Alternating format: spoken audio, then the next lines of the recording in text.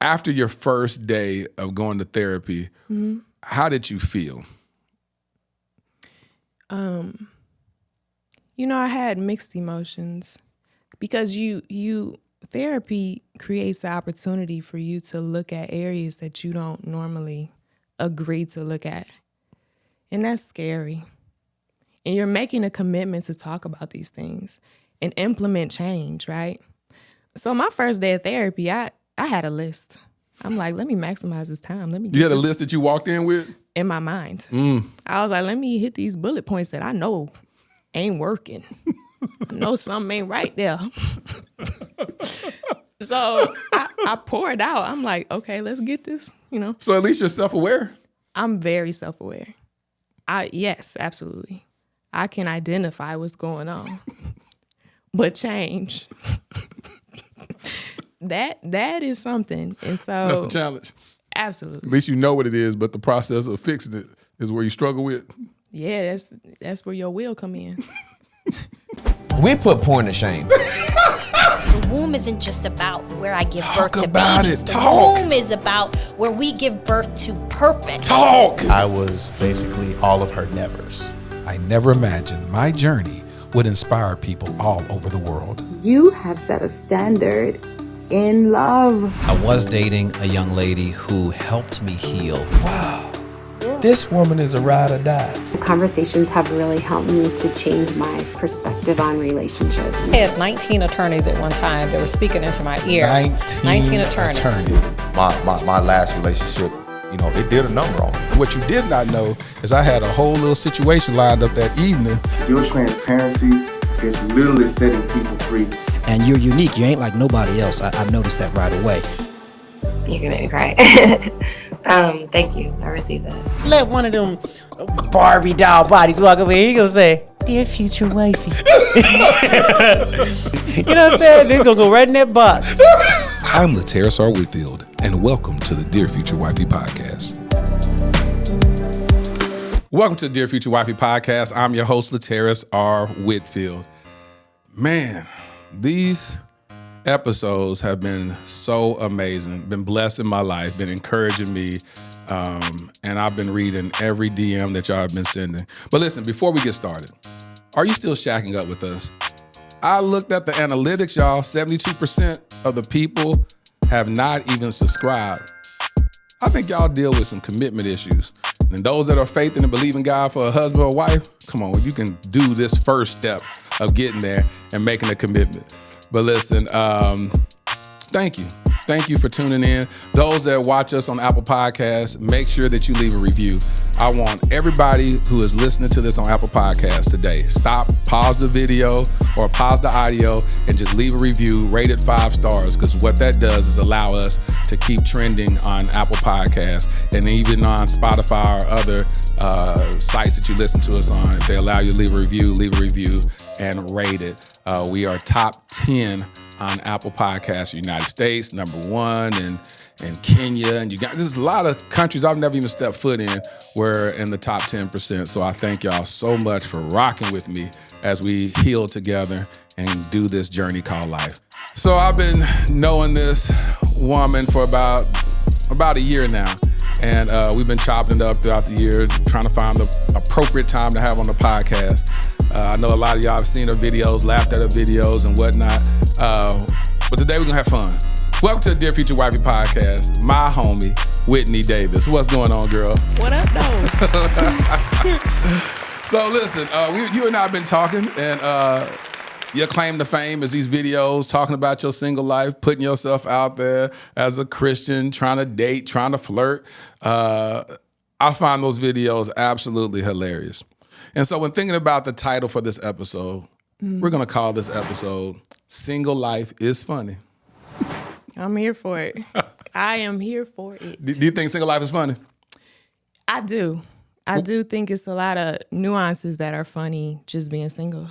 You posted a video one day, and in the video you were talking about like listening to your neighbors. Uh-huh. Your neighbors got kids. Another video, you said your neighbors are fornicating. Oh, yeah. Yeah. Them moments are, and a lot of people was like, how you know they fornicating? Well, I don't think they married. No judgment, but hey. And then I say, it don't matter if they married or not. It's the same noises, I would believe. The noise is the same if you're married, if you're single? Probably. Maybe more passionate. Nah. I don't know. But all you're saying is that those noises are annoying when you hear them? For sure. Definitely. So a lot of your comedy is based on real life? What percentage? I would say about maybe 70. So let me ask you this. So when you talk about like you being awkward flirting, is that accurate? So in real life, I'm very chill. So you don't flirt? I do. It don't land. That's why I get to. So it depends on the guy. If he's athletic or sports, I'm in there. Cause really? I got for sure. You got database to pull from. That part. Yeah. But if he's a doctor, how would you flirt? Here you go. I'm a doctor. Flirt with me. What's going on? I'm great. Nice. You went to school a long time, huh? I did. So you smart. Well, I would like to think so. Me too. And so that, that's pretty much, that would be my aggressive way to let him know, hey, minus the body language, depending on how good looking you look. I'm like, eesh. So. That's how you flirt with a doctor? Probably. All right, so I play basketball. I play in the NBA. Okay. And I'm somebody that's known. Like everybody, they see my face. I'm like that dude. Uh-huh. Would you actually flirt with me? And say we're out in public. Let's say just some occasion that we were at an event together. Okay. And I walked up to you and I said, and you were doing your stand-up or whatnot or hosting an event. And I go, just Whitney, man, let me tell you something. I watch your videos all the time. You're absolutely hilarious. First, I'll say thank you, because that's a really nice compliment. Honestly, with hoopers, I no, role play. Talk. Oh, okay. We in this moment. We in here now. Thank you. I appreciate it. You're absolutely beautiful. I checked out your last game. You went off. Yeah. I try to do what I can do, whatnot. Yeah, you play defense really well. You a hard worker. I would imagine, in other areas of your life, you might work kind of hard. Oh, wow, that could be taken. Eesh. Meaning integrity, right? No, I mean, I feel you. Yeah, I kind of like what you just said just there. Okay, and a guy would too. Yeah. So yeah, it's just kind of. But so you will flirt and say something like that and not be uncomfortable that you said something that has like a sexual innuendo to it? It's really interesting. People who know me, because I'm very creative with language. So sometimes when I do talk, it can be either way. Yeah. And in college, I went to Stony Brook. They used to say pause. Yeah. Anytime you say something that's homophobic or something, or homo. Or it could be taken either way. Yeah. So that was my introduction to pause. So my intention is never to go there, but sometimes it just go there. And then I have to reel it back. And depending on the guy too, he might not even, and I'd be like, okay, well, T. So you tell me you said some stuff like that to a guy and he didn't jump on it? Just joking where you said a sexual innuendo and he just kind of just looked at you, didn't? My conversation is usually not sexual, right? So when things can be taken that way, and if it is, then I kind of slowly bring it back. Bring it back around. Yeah, guys, usually if we talk about sports or life, I usually talk about like purpose with guys. I'm kind of like a counselor in a way. I'm a good listener. So when guys feel safe, they talk to me. Yeah. And so I, listen. So if it does go that direction, I try to reel it back because we ain't going that route. You're not going that route. Why? We're not going that route. I haven't said this publicly. I know you haven't. Do you want to say it? Check you out. I'm not ashamed. We'll talk about it. So I am a virgin, right? I'm 32 years old, and my content, people say, is pure and got a lot of, what other words, wholesome. Mm-hmm. And it's like, honestly, it's not intentional, it's just who I am. Exactly. And so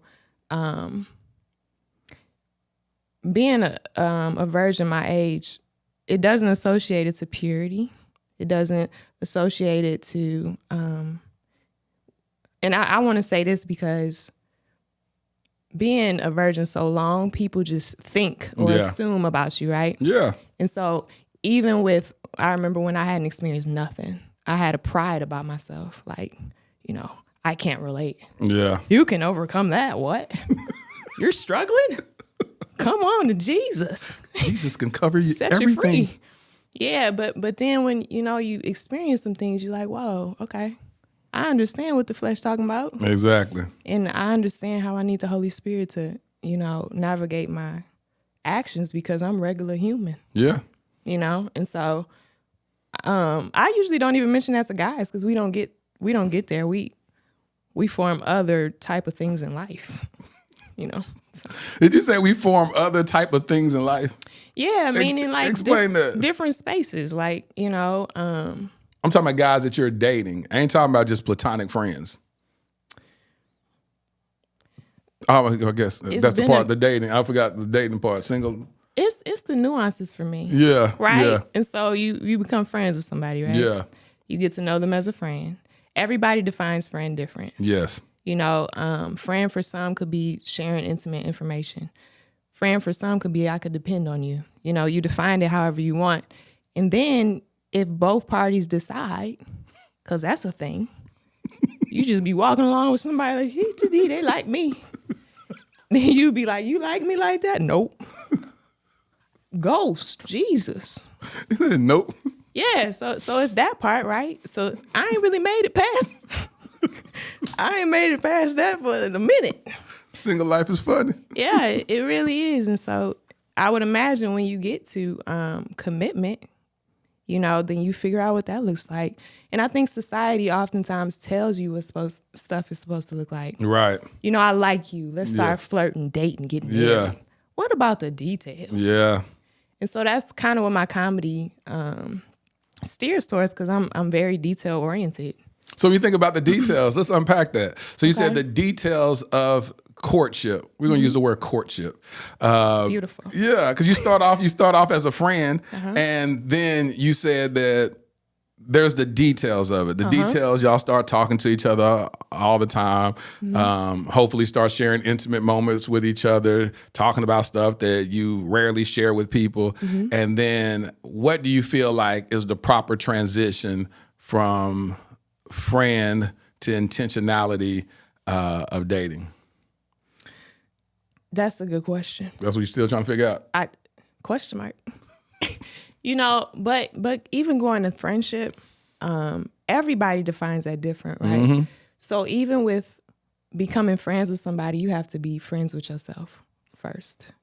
They go to counselor. Go ahead, counselor. Yeah, so it's like pursuing wholeness within yourself first. So I can be secure with you because I'm secure with myself. Yes. Right? And I feel like that part gets tricky, especially social media. You present something, then it's like, well, people really like the real me. Do I like the real me? Will I show up for myself and fight for myself enough to be worth it to demand how I want to be loved, express things, that I desire. And so with friendship, that can be interesting, right? So building a foundation that's healthy for both parties is huge. And that's friendship for me, And so people be like, oh, I need to be in a relationship. Ain't friendship a relationship? It's a ship at the end of it. It's a ship. And yeah, so I ain't got past that little, I tried to hop out. One time I said, this one guy was showing a lot of signs he liked me. I said, whoa, he must like me. I'm checking in with my homeboys, like, do this check off? They like, yeah, he like you. So I asked him, he like, no. He was like, maybe we can collab, creatively. It's crazy. It's crazy out here. So how long did that process last from the day that y'all met to the day that you asked the question, does he like you like that? Social media get tricky, right? Somebody could be following you for a while, feel like they know you. Yeah. So I can't count it from there because we ain't talk. People feel like they got insight. So in the DMs. Probably like a month after meeting. FaceTime. Oh, y'all met face to face? Yeah. So y'all met face to face, and y'all live in the same city? Mm-mm. So the person flew out to meet you? No, not to meet me. So you flew out to do something, and in the city, y'all connected. We connected, and then y'all went on a date. Was it a date? Meet up? Hoop together. Okay, y'all played basketball together. Yeah. And then after that moment, month later, after he went back home, were y'all still connecting with each other, having conversations and all that? Yeah. FaceTime. And so that's the thing, right? Somebody's action to one person could be misconstrued to another. Yeah. Right? And I feel like sometimes too, men like what they see. So I've had time to digest being ghosted, digest gaslighting, digest behavior that I just don't understand. Right? And so I try to take accountability and giving grace to the whole situation. Knowing people do you wrong. Yeah. And, you can only operate out of love, so long, but you have to create boundaries that are healthy for yourself. And one of the things that I admire most about you, have you ever talked publicly that you do go to counseling and therapy and stuff like that? Because on the podcast, we talk about that all the time. And God has brought, it's a common theme with a lot of my guests that they are strong proponents of therapy. Yeah. So have you ever talked about that publicly? On my videos, just walking. Yeah. Yeah, I talk about it. Yeah. I like to help and teach as I learn, going through the process. But therapy has been very dynamic in my journey, even to vulnerability and being able to be open. What do you call vulnerability? Good question. Vulnerability to me is the ability to be open, true with yourself, honest and transparent with yourself first, and figuring out how to transform that to others, right? In communicating, in action, and whatever. And so with my history, my parents was divorced, right? And so a lot of emotion I didn't get to experience for myself. So my heart was numb in areas. Yeah. So therapy has created a way for me to connect with emotions that were dormant for a long time. Really? Yeah. And so now I'm able to say, hey, that hurt my feelings. Good. Good. And whatever the outcome is, it's like, no, I released myself. I'm Gucci. So how long you been doing that? How long you been seeing the therapist? So I went in 2020. Then the pandemic happened. Mm-hmm. My therapist said, I'm out. So she was like, you could find somebody, and I was busy. So I'm like, eesh. Pause. So your therapy quit. Yeah, well, for a minute. She needs somebody to talk to too. And so I went back maybe, I started going back 2 or 3 months ago. And I found a really great, hey, Amy, if you see this. There it is. How do you feel? Like after your first day of going to therapy, how did you feel? I had mixed emotions because therapy creates the opportunity for you to look at areas that you don't normally agree to look at.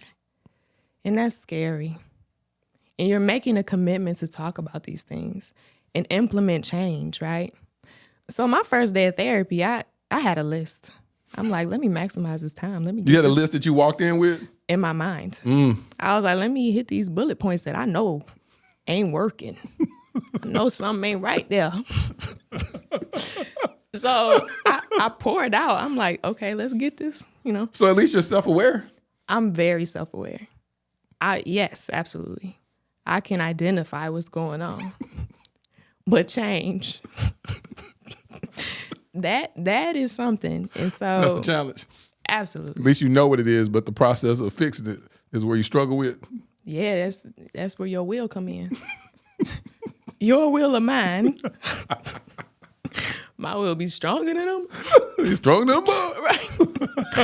Right. And so after I left, I had mixed emotions because I was agreeing to, and she asked really simple questions that make you emotional because you don't think about it. And in therapy, you try to be honest. So it's like, oh, shoot, you pulling on my heartstrings. How you doing? He said, how you doing? It's a deep question. I mean, the simplicity, but the effect, And so, but I just made a commitment that I would go through with it, And I think that's life. You just make commitments to go through things and have faith and trust, regardless what it looked like, Have you always desired marriage? Because you said you saw divorce at an early age. Mm-hmm. Did that still make you desire marriage, or how were you navigating through life in your 20s? So, the divorce made it had an effect on me in the way of not being able to open up to people, especially romantically. Right. Because it's an intimate space in your heart. So the Lord has blessed me with the ability to make people feel warm and invited. And so I could talk to a guy and we share a lot of information, but I could walk away being like, dee. Really? Yeah. So at the end of the day, he could feel strongly connected to you, but not really be connected to him? Emotionally. Really? Emotionally in safe places I could connect, right? But emotionally and romantic. In hearts, yes. Yeah, you like heart space. We just conversing right now. Yeah. But we can talk about deep things, but I didn't allow myself to go there. Exactly. All the way up to what age? Are you still there where you don't allow yourself to connect? No, I would say up to about 29. I'm 32 now. So last 3 years you've been open to receiving love when God allows it to show up. Yeah, open and receiving, and I've always wanted to be married, right? That never changed, but the fear of failure, the fear of abandonment, all those fears that take place, and understandable. It makes all the sense in the world. It makes all the sense in the world. Yeah, so figuring out what healthy looks like for me and looking towards marriage, what I want that to be, versus knowing it don't have to be my parents' story, knowing it don't have to be, my family member's story. So, yeah, it's been a process. Nothing is clean. It's like even today, I'm a lot better than I was, but every day you have to clean that residue. Yes. Of the past, or of the mentality, and even spiritual attacks. Like, you can't. Yeah. You won't. Yeah. Who are you?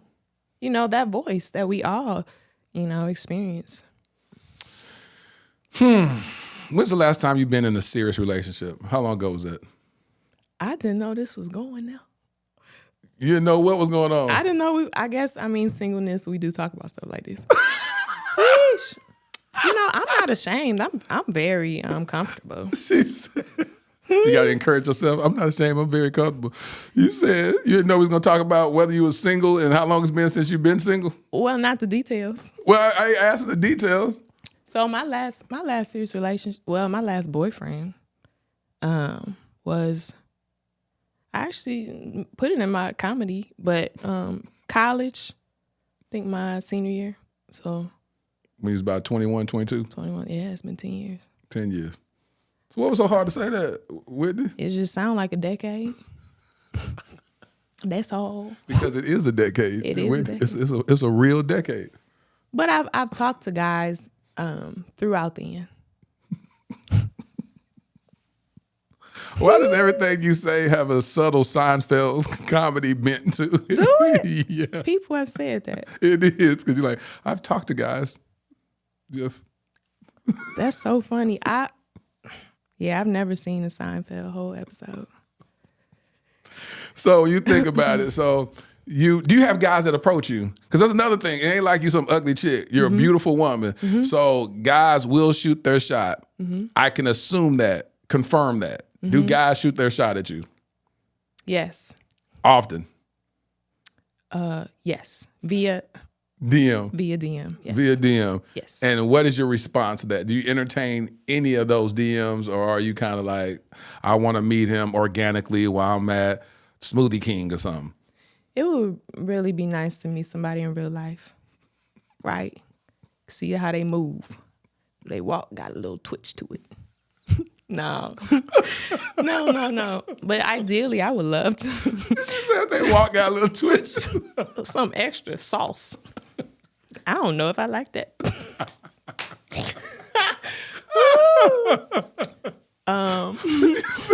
Real life. Yeah. Ideally, I would love to meet somebody in real life. That's funny how we got real life and virtual life or something. Like it's the same thing. You just connect. Yeah. The initial introduction is, virtually, but then you can meet in real life. That's true. But you don't see, everybody don't post recent pictures.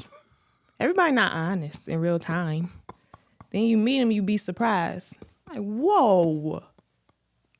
What in the? Have you encountered that? No, I have not. I haven't. I used to do dating apps a few years ago.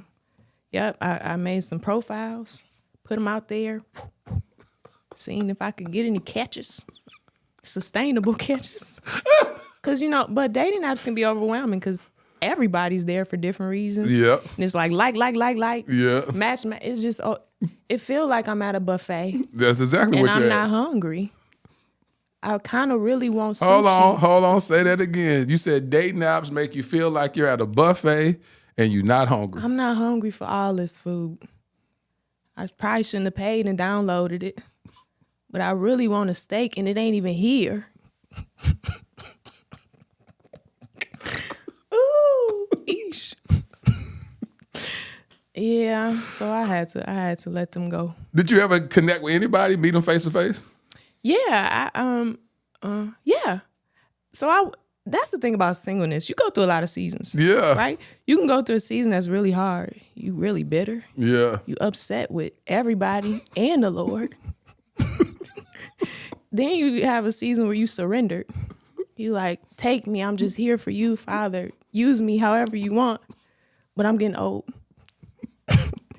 And then you be in a season of like contentment. And I feel like I'm kind of there where I'm, you know how you force contentment? Where people say, is you happy? You like, oh yeah. Sun outside, my God, I'm so grateful. But you can go home and be crying. Like, whoa, what is happening? What's wrong with me? No. That's where you're at now? You're in forced contentment? Nope. I'm in sincere contentment. Sincere contentment now. And so with that, because the thing about it is I could be married, right? I could be married with children, living a life that maybe I'm not happy with, right? So right now I'm really happy with experiencing the fullness and becoming whole. Yes. Right?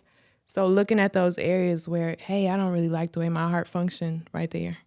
So Lord, what is that about?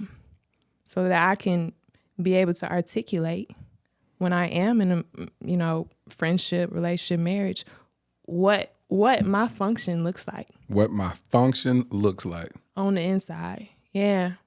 Yeah. No, what does that mean? So for me, my function means my love flow. So my heart flow. right? I feel like the heart can get clogged by a lot of things in life, right? And so like unforgiveness, pride, just things that can clog your heart, or maybe not even knowing how to express yourself, knowing how to talk about things without it being an argument, going crazy. Yeah. Let's just talk regular volume. And if you don't know how your voice shake, you can write it down. Having patience in those areas, because growing up in a household that was really violent at times, where the police be called, my nervous system reacts. Yeah. Because my heart remembers. Yes. Right? And so situations now I have to realize is everybody won't react like that. Right? So for me, I have to be patient with myself. Maybe I might have to send you a voice note to get everything out effectively in love.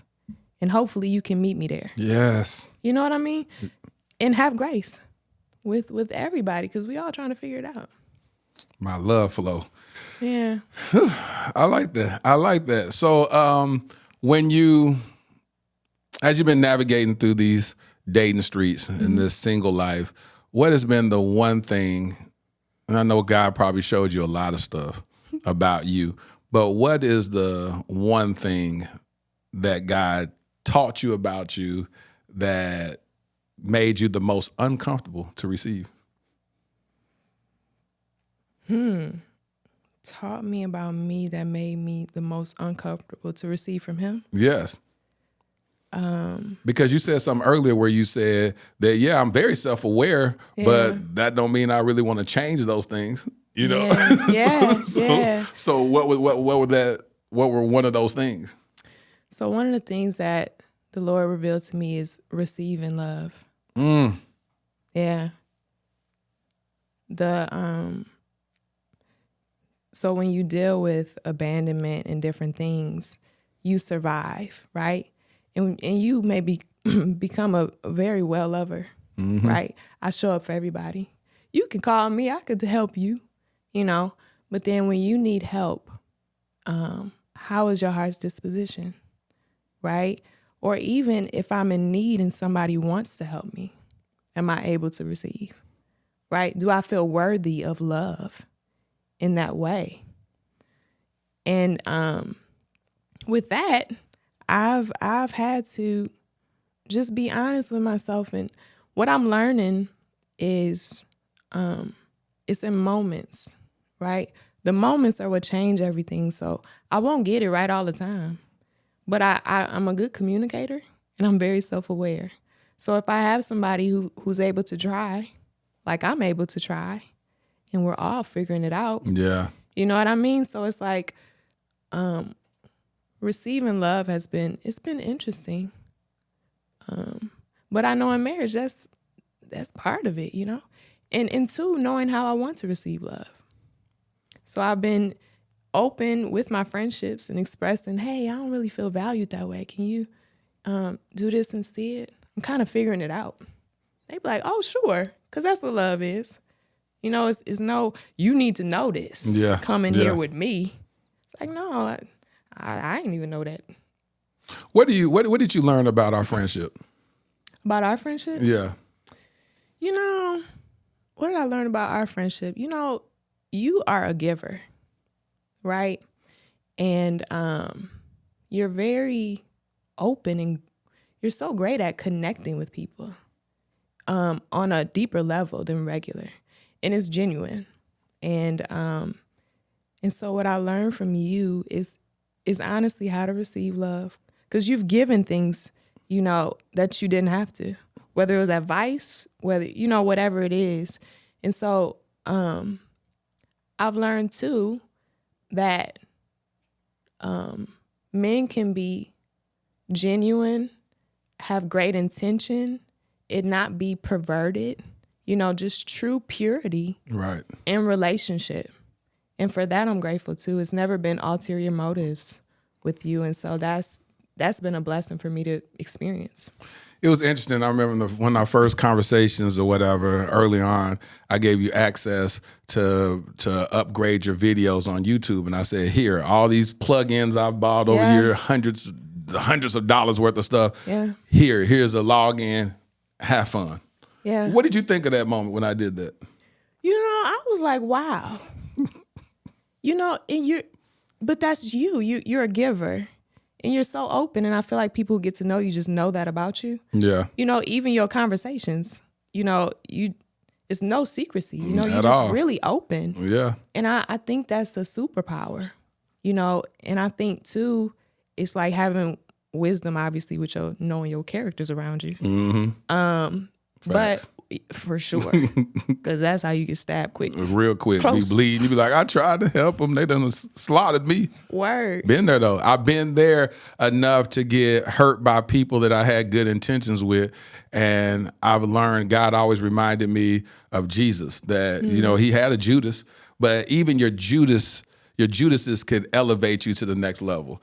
And so it's like I always look at it. God spoke a word to me last Sunday where he says your haters will become your elevators. That you can have somebody that's sitting right alongside of you, that they're thinking that they're killing you or assassinating your character, but what they're actually doing is elevating you to the next level, because you have to go through betrayal. You have to go through pain and afflictions in order for God to elevate you to the next level. And so with you, what I saw in you early on when I connected with you, you only had 30,000 Instagram followers.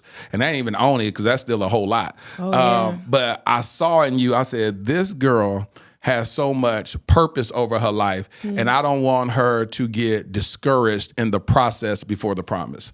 And so if I could add some words of encouragement, if I can give her a little nudge, give her help, give her some resources so that I could help her become all that God called her to be, then that's our reasonable service, because God created me to be a destiny helper as well. And then the destiny helper is to come along people that I can see their destiny and say, God, what would you have me to do? And so initially I just called, talk to you, give you words of advice, give you encouragement. Hey, girl, don't give up. I'm telling you, got that sauce.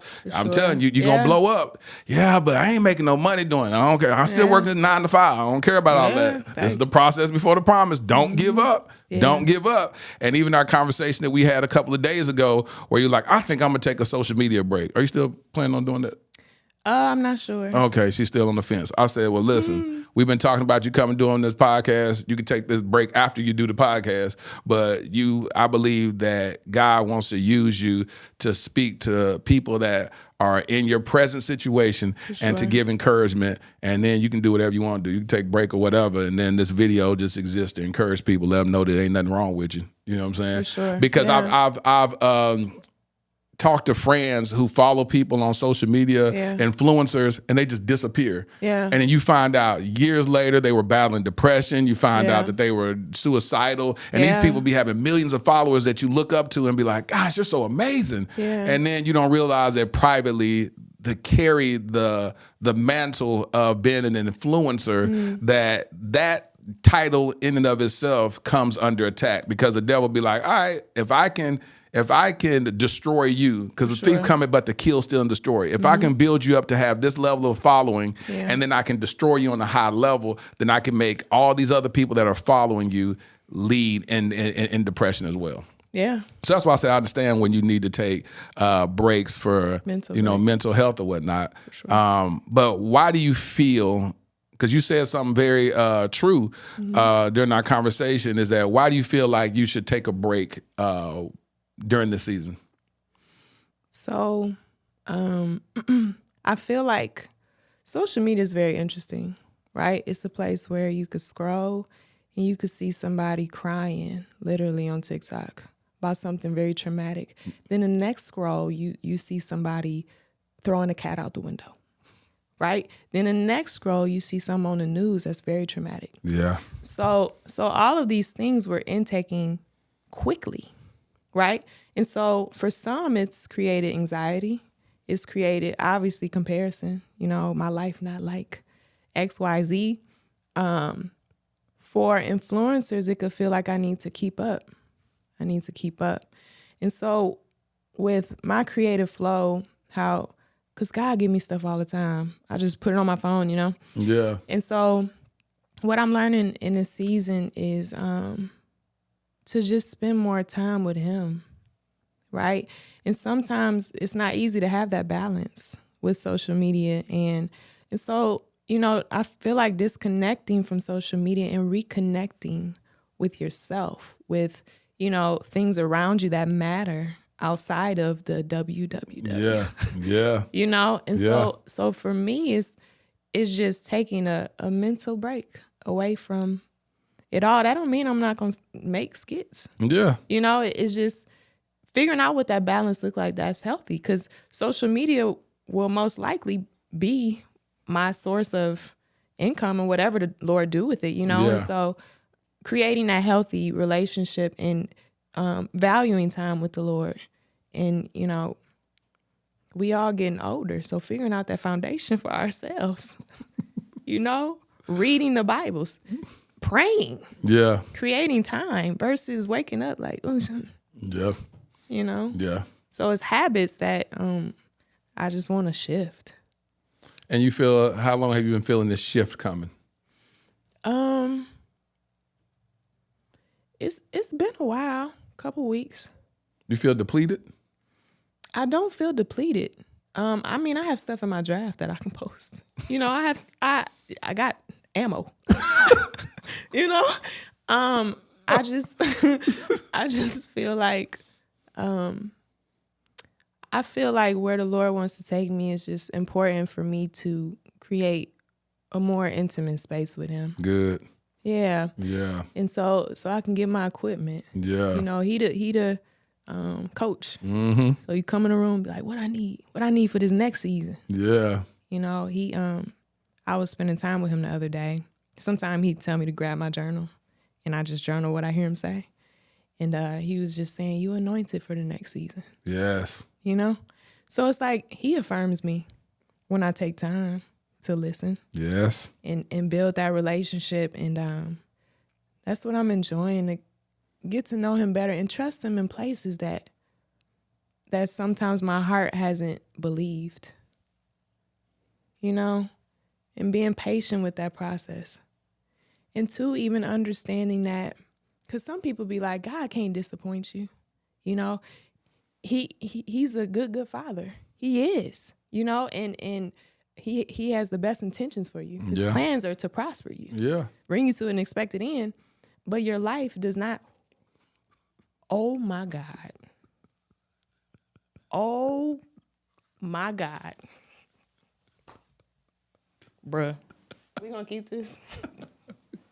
Nigga. I can't even reach it, bro. This is beyond embarrassing. Wait a minute. Bruh. Don't be laughing, Ladarius. Life be like, wait a minute. I'm weak. Everybody who does mine is not. You do have a lot of hair, though. I'm so embarrassed. You know, golly, that was a good moment. Let me take my camera. Let me see what I'm looking like. Jesus.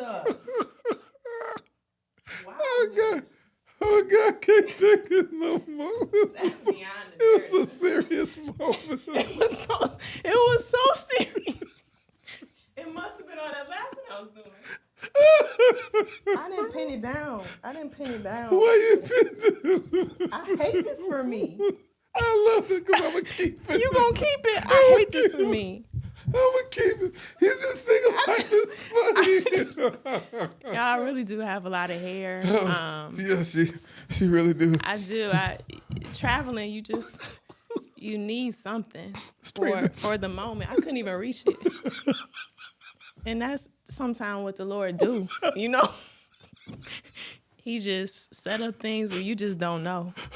But you trust the moment. You gonna keep this? I'm gonna keep it. Jesus, help us. Help me when you press upload, Father. I hate this for me, y'all. He said, I hate this for me.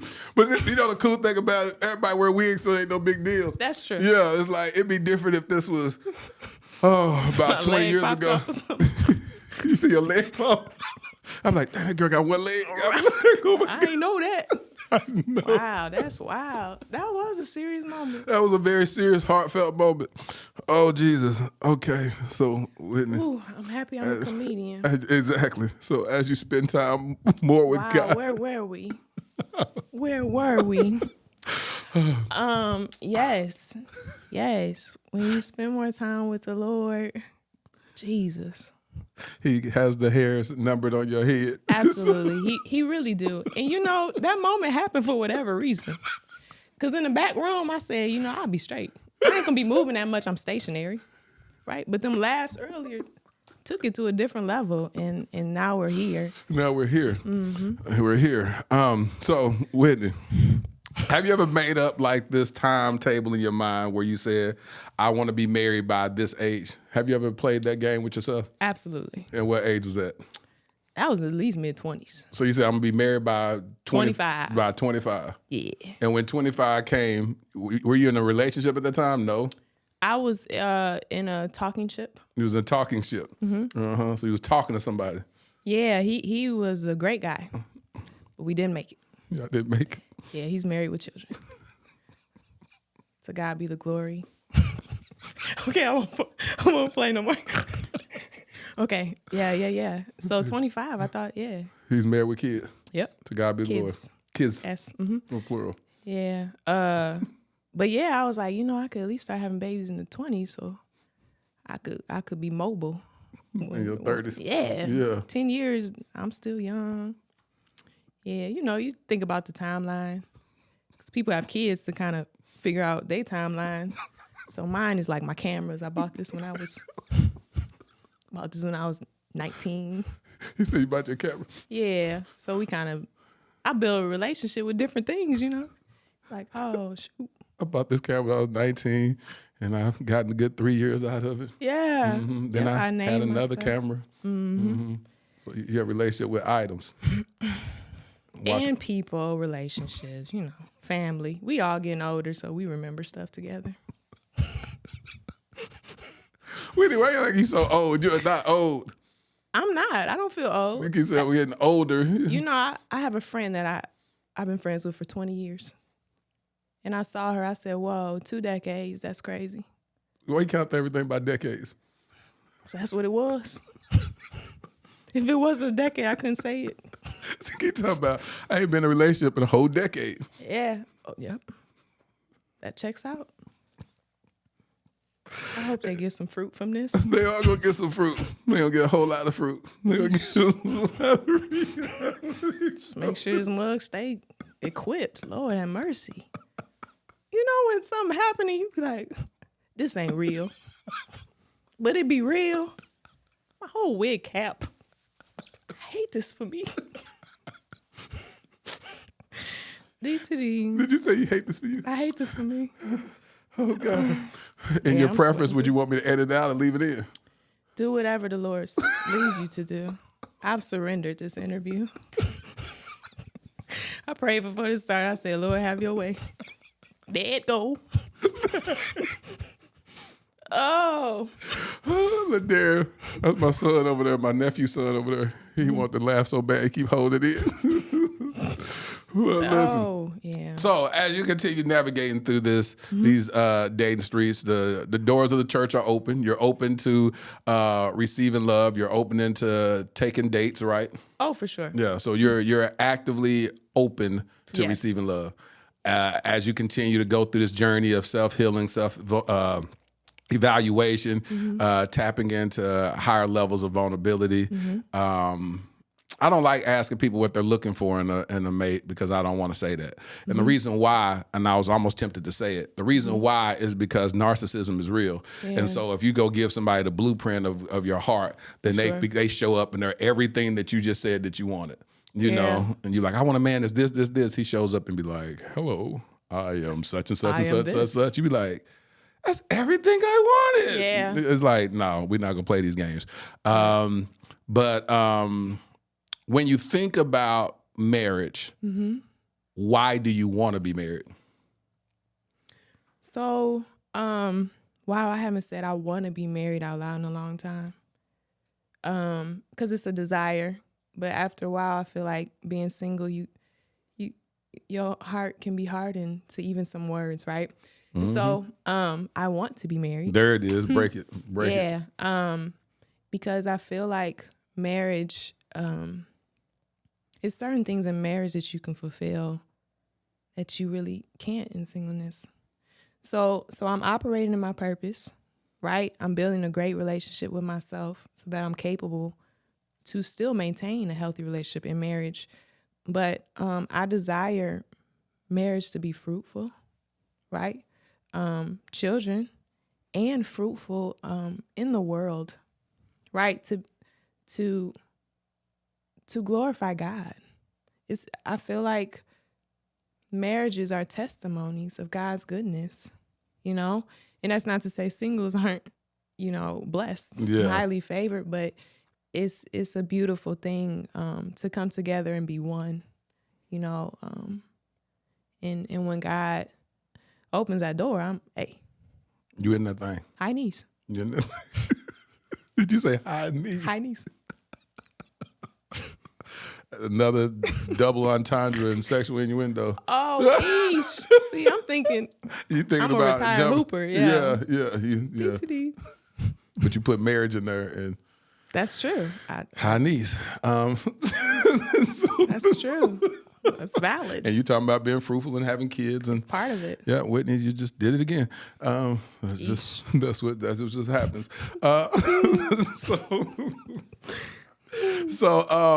So you really look at marriage as fulfilling the will of God and the purpose being magnified in your life. How so? Because I know you said that as a single person, you still feel like you're fulfilling God. Singles are fulfilling the will of God, right? Mm-hmm. But what does marriage do on a different level that you believe the single season doesn't do? Yeah, that's a really good question. Just dealing with love, I feel like, because you can learn to love yourself, right? You could teach people how to love you around you, your friends, family. But with marriage, I feel like it's an opportunity for refinement, right? Yes. So, each other growing in love and being the face of God in moments for each other, right? The Bible says 2 are better than 1. So it's like experiencing that in its fullness and having joy and happiness, right?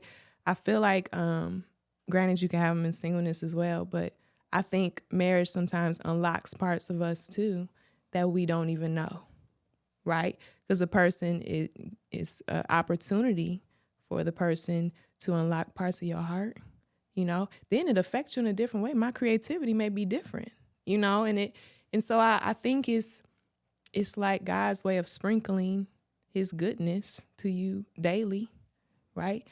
And being able to practice patience, long suffering, all the fruits of the Spirit. Yes. Together. Yes. So yeah. When I say you killed that response, because when I tell you the main thing that marriage does is when you hit the word refine, because you live with a perpetual mirror in your household. For sure. You are reflecting each other's goodness and each other's flaws. Yeah. And so you see it in real time. Mm-hmm. You can get mad about it. You can get upset. You can say, I don't want to look in this mirror anymore. But that's what your spouse is there for. Yeah. And it's a pruning process. There's no other relationship that reflects you to you. It just is not.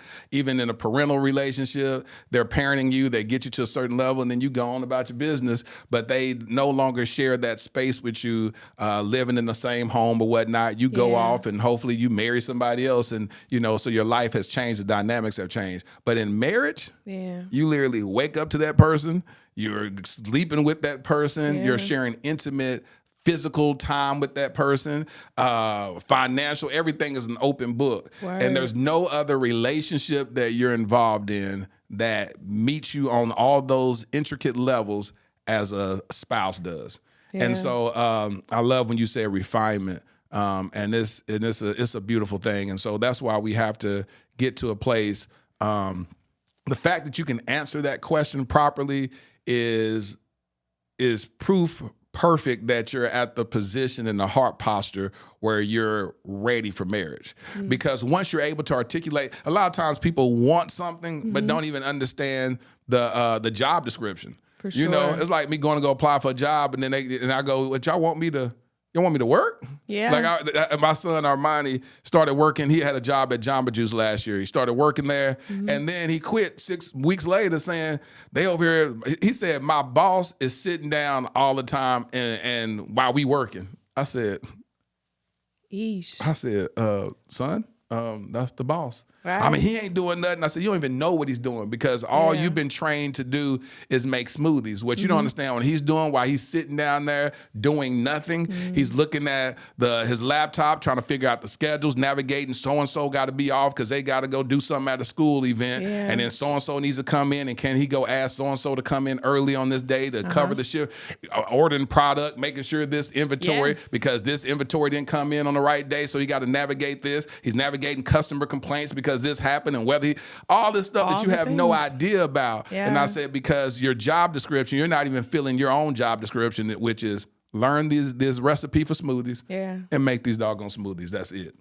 So sometimes we're looking for marriage and we don't even know how to be a friend. Like you said earlier, you can't be married if you don't even understand what a friend is. Come on. And you said there's so many dynamics just in the word friend. Yes. But if you don't understand the dynamics of friendship, you're going to get married and you won't even show up as a friend.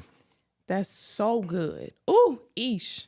That's, and I think too, hard work. It's hard when somebody calls you out. Yes. And putting your pride aside is hard. 100%. Being accountable can be hard. So if I'm in a friendship with somebody and I'm asking them these things and you not down for it, you every time I'm like direct and you like, huh? Like, we can't.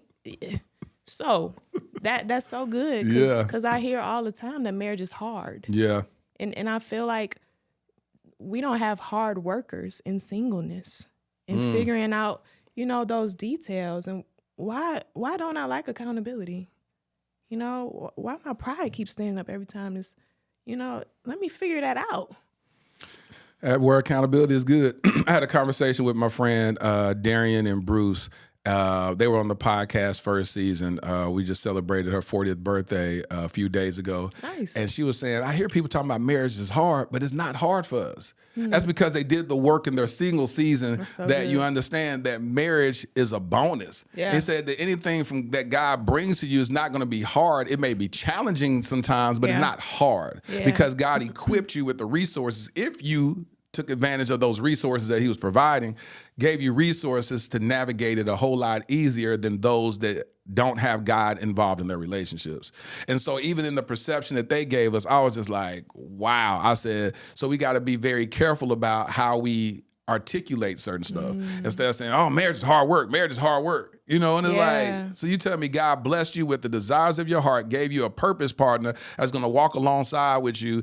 And the Bible says one can chase away 1,000 and two can set 10,000 demons to flight. And it's hard when you can do 10 times as much as you can do by yourself. Yeah. It's harder? No, it's not hard. It's supposed to be a whole lot easier because y'all come into agreement. Now, if y'all have no agreement, now it's hard. Because not only am I fighting against you, or not only am I fighting against the world, so to speak, and the problems of the world, but I'm fighting against you too. Yeah. And the Bible says a house divided against itself cannot stand. And so now you got turmoil in your own house. You're trying to navigate whatever's going on at your job. You're dealing with stuff with your kids and dealing. So now, that's hard. But it's hard with the absence of God. That's so good. And so one of the things that I admire about you is that you don't take this stuff seriously, do you? I was just thinking that. I was just thinking how relationships are so serious sometimes. Even disagreements are so serious. It's all or nothing. How dare you? And so it's like, if we could have grace. Yes. Grace, just grace. It don't have to be so, hard and difficult. Yeah. And so that's important too, not taking things too serious. Obviously, marriage, relationships is a serious matter. But, laughing. Knowing that we all human, we all don't have it together, and so them just details I feel like will be helpful. Yeah, you said the details. Yeah, he says all in the details. You said at the very beginning, it's all in the details. Yeah. As you continue, what projects do you have coming up? Oh wow, that's a good question. So I just finished up my first feature film, co-written by Joseph E. Banks. Good. And he's directed it, and I acted in it. And so that's called She's Such a Lady. She's Such a Lady. So you're the lead character? No, I am. The lead character is Jackie Wade, but I'm one of her friends. Okay. Yep. So first time experiencing like nice equipment and stuff. And so the web series, the Wit series, season 2, we're finishing up really soon. And they can look at that on YouTube, on the YouTube channel. Sign up for a YouTube channel. Yes, YouTube. Subscribing to her YouTube channel. Subscribing. Jesus. But why do you think? I wonder why is it so hard for people to actually subscribe to something that's free? I don't know. What do you think that is? That's because think about it. You have how many followers you have on Instagram? 177K, I believe. 177,000. And how many subscribers do you have on your YouTube? YouTube. I want to say 1,250. About 12. 1,000. 1,250? No, 1,250. That's what I'm saying. 1,250. These numbers be getting me. What am I saying? So you got 177,000 on Instagram and 1,250 on YouTube. Yeah, but in the lack of support's defense, because you don't be posting. Figuring it out. Yeah, you're still trying to figure it out, and that's what I've been encouraging you to do, to figure out what is your voice going to be on YouTube, because YouTube has a distinct voice. How you present your content on YouTube has to be different from just an Instagram reel or whatnot. So, I mean, we're going to help you navigate through that. We'll figure it out. And so you have the web series and anything else? So besides that, I'm excited to start writing shorts. I actually started writing my first feature, but I want to get into shorts so that I can learn more about camera work, even my artistic vision. So you want to be more of a director? Yeah. So will you be shooting yourself? Well, I would most likely be in them, but I would love to just shoot. I love storytelling and writing. Yeah. Before I started doing skits, I used to just write jokes. So I was like, let me just act these jokes out because I don't got nobody. So that's how I started doing skits. Oh, really? Mm-hmm. So you started off as a writer-director and then said, well, I ain't got the talent to do this, so I'll become the talent. Yeah. And it was easy for me. So, but yeah, I love storytelling. So hold on. So you never had aspirations to be a comedian? No, not at all. I've always, people just laugh at me, whether it's my voice or my delivery. I think it's 100% your delivery. It's like, because it sounds, I don't know what that is. You have a lot of built-in comedy in your voice, and it's a lot of sarcasm. That's what it is. Yeah. Yeah, you're very sarcastic. I don't know if you're trying to be sarcastic. You just sound like it all the time. People don't take me serious sometimes too. So comedy has allowed people to laugh and for me to keep trying to be serious. But I've learned the dry humor. I come from a family of clowns. Like my mom and dad are so funny, super silly. So we grew up in a sarcastic household too. Yeah. So that's just natural. And so that's what my comedy kind of look like. Well, listen, man, it's been an honor talking to you. Any last words you want to say? Because you drop a lot of these videos about flirting as a single person, these reflective moments where you're walking and you be dropping some gems when you really be talking about when you go into your serious moments and reflecting about God and who you are as a person and what God has you on in this journey. So I just want to take a moment because I was about to close it out, but I want to give you a reflective moment. I want to give you a reflective moment, whatever comes to your mind. That's your camera right there. Look at that camera and act like you walking around with your cell phone in the park and have a conversation. What I would want to say to anybody who's watching is don't give up on yourself. And so what I mean by that is don't abandon your journey. when you feel less than, when you feel rejected, when you feel abandoned. Know that there's love accessible to you, right? Even when your heart can't see it, there is an existence of love for you. And so with that love, you show yourself grace. Even when you're beating yourself up, show yourself grace. Figure out how to be your best friend, your biggest cheerleader, and just don't abandon the journey because it's worth it, right? The love on the other side is so worth it. And when you get ounces of that, keep it tight, because it's a reminder that you are able to be loved. You know, you are able to receive love and exist in a healthy ecosystem yourself, right? Regardless of what goes on. So I would just say, don't give up. Don't give up on your journey, because even though you can't see it, he working it out. Yes. And that's truly what I believe when I can't see. Don't give up. Simple message, but so rich. Don't give up. Yeah. Are you encouraging yourself as you're encouraging other people? For sure. 100%.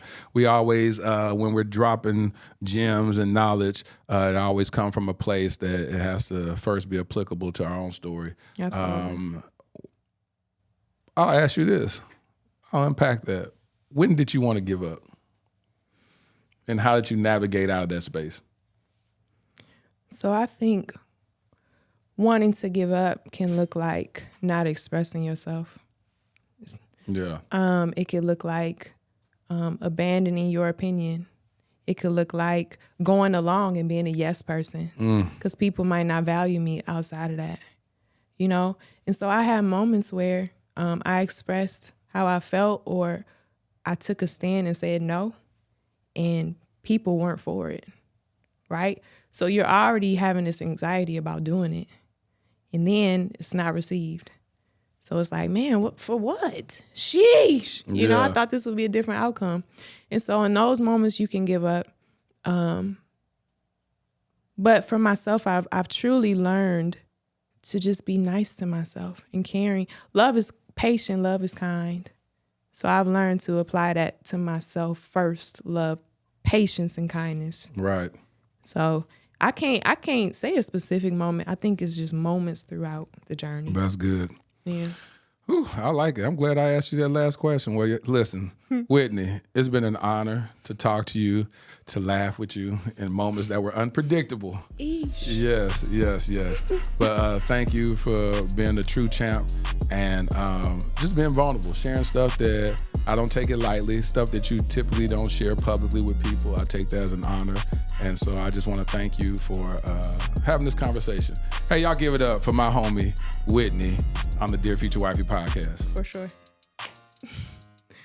Ladarian, thrusted suddenly into Child Protective Services in 2015. My nephew, Black, a boy. The likelihood of being adopted outside of kinship, slim to none. Armani, 16 years old, Black, a boy, with 5 years in the foster care system before I even knew his name. The likelihood of ever being adopted, yep, you guessed it, slim to none. While Ladarian and Armani were trying to survive and barely thrive in an overpopulated and underfunded foster care system, I was living my own life, doing well professionally. Having been a single father with a daughter who at that point was doing well in college, it was my time to live my life, right? Wrong. I felt unsettled, tireless, agitated. There are just too many of our Black children stuck in ambiguity and in the limbo of the foster care system. In 2017, I legally adopted my nephew, Ladarian. Fast forward to 2019, I had no ties to this other young king, but I felt God instructed me to adopt him also, and I obeyed. Starting over with parenting should have been enough, right? Working with various foster care and adoption agencies to help bring awareness to the countless young Black kings in the foster care system should have decreased my agitation, right? Joining the board of directors of Advantage Adoption, an organization that helps find permanent adoptive homes for children in foster care, should have led to some type of resolve, right? No, not at all. None of it felt like I had done enough. I now realize that every one of those experiences was laying the fundamental foundation for my life's mission, Kingdom Royale. Kingdom Royale will be a luxury, state-of-the-art home for foster boys. Our first location will be in the Dallas-Fort Worth Metroplex. We will utilize the whole person approach that instills identity, empowers them to advocate for themselves, and enlightens them regarding new perspectives and limitless options that they thought were impossible. Though the young kings will attend the local public schools that are in proximity to Kingdom Royale, our at-home curriculum will broaden their worldview through participating in the arts, attending various cultural events, learning about and engaging in multifaceted discussions about current events and even relevant historical context, introducing them to gardening and landscaping and even caring for our animals on our farm and on-site stables. We just launched our Startup Capital campaign with the goal of raising $2.8 million. Now, why $2.8 million? Well, in 2017, I created a web series in which I performed random acts of kindness for targeting the homeless community. One of the most notable successes was that one of the videos went viral, garnering 28 million views. However, one of my biggest regrets is that I didn't raise a single dollar to help in implementing a more sustainable plan for the homeless community. So throughout the years, with much remorse, I reflected on not maximizing that moment. I knew if at that time, just 10% of the viewers donated $1, we would have raised at least $2.8 million that could have really established long-term support for the homeless community, or at least started a long-term initiative to do so. This is my do-over. This is our new beginning. Together, we can attack this at the root by specifically helping our homeless Black boys who are already disproportionately represented in the American foster care system. I'm Lateris R. Whitfield. I've been nominated for 3 regional Emmys documenting my work with the homeless as well as my personal adoption journey. Despite those accolades, the greatest award for me is truly providing the infrastructure for a transformed life. Visit kingdomroyale.com for more details. Crown a king and make a donation today.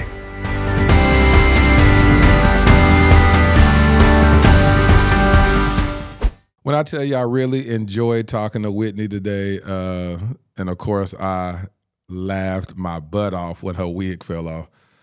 That was funny. Dad joke.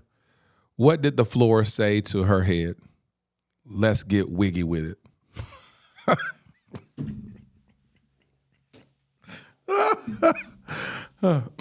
Tough crowd. Anyway, here's my favorite part of the podcast where I speak to my future wifey. Dear Future Wifey, I was looking on Instagram the other day when I saw a photo shoot of a couple. Their professional photo was taken while the two of them sat on steps. They faced the camera with her left arm wrapped around his bicep as the side of her head rested delicately on his right shoulder. I was drawn to her eyes. Her subtle gaze was so peaceful. As a photographer, I know when a photo is contrived. This image was not. She was at peace. She's been loved well. My queen, you will be loved well. I understand the importance of adoring you, covering you, and cultivating the best version of you. It's imperative that I become the best version of myself to develop the tools to extract the best version of you. Dear future hubby. I hope you enjoyed this episode of the Dear Future Wifey Podcast. Remember, be lit, live intentionally and transparently, and don't stop loving. Make sure to subscribe to our Dear Future Wifey YouTube channel. We're available on Apple Podcasts, Google Podcasts, Spotify, and Stitcher. We welcome your support. Simply share our podcast with your friends and family.